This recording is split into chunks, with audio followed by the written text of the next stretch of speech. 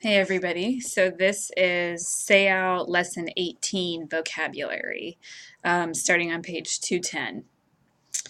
Okay, so first, nouns.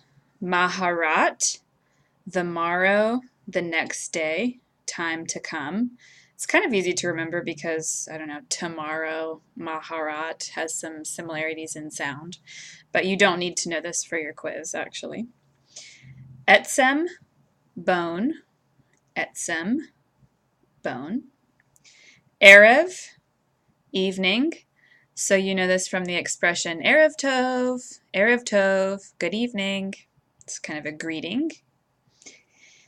Verbs, bala, to swallow. You do not need to know this for your quiz. Ba'ar, to burn or consume. Can kind of remember that. Ba'ar, to burn. You have some similarities in sound there. Ga'al, to redeem. This is a fun word. So a goel is a redeemer. That's the participial form, the one who redeems.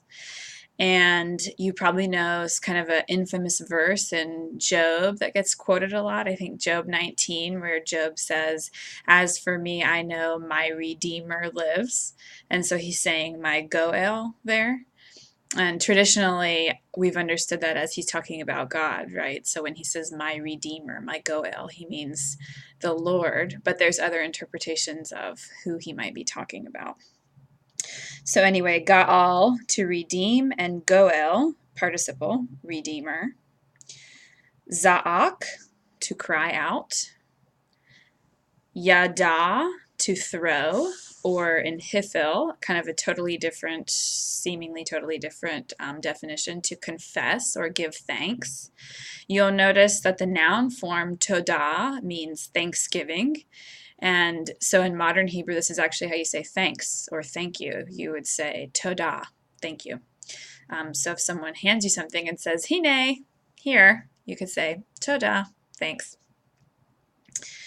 Kafar, to cover, and in PL, to cover or atone. It's kind of like a figurative, to cover one's sin. You could think of it that way, to atone for one's sin. And I remember that because it sounds kind of similar, right? So kafar, to cover, similar sounds. Pakad, to visit or appoint. Kavatz, to gather. That can be used in multiple ways of gathering, but one way is militarily. So he kavatzed his army, or kavatzed the troop, gathered the troops, mustered the troops together. Kavar, to bury, and kever, grave. So I think of this as if someone's buried, they're covered with dirt in their grave. So when you kavar someone, you cover them with dirt and bury them. Katar is used in PL and Hifil, meaning to burn incense. And there's a personal name in the Bible that has Katar as the root. It's Abraham's second wife. Do you remember her name? After Sarah, he married Keturah. So Keturah, that personal name has the same root, Katar. So you could think Keturah burned incense, or Keturah Katard. Radaf, to pursue or follow. Samach, to rejoice, be happy. Notice that the noun form, simcha, is joy. And so I think we've used this in class. In modern Hebrew, you might say besimcha, meaning literally with joy, or my pleasure, or you're welcome, basically. So if someone said todah, thank you, which we just had, you might say besimcha, with pleasure. Saraf, to burn.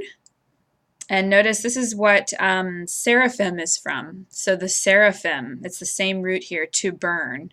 And a good way to remember this is in Isaiah 6. Isaiah's kind of his call narrative. The seraphim touch a burning coal to Isaiah's mouth, and he gets purified from his speech sins. So the seraphim used a coal that was safar ing. burning coal to cleanse Isaiah. Shafak, to pour out. Now our conjunctions, lema'an, in order that, so that. Pen, lest. And this last word you don't need to know for your quiz, but it's the adverb terem, which means not yet or before. So the 3 words you don't need to know for the quiz are maharat, bala, and terem.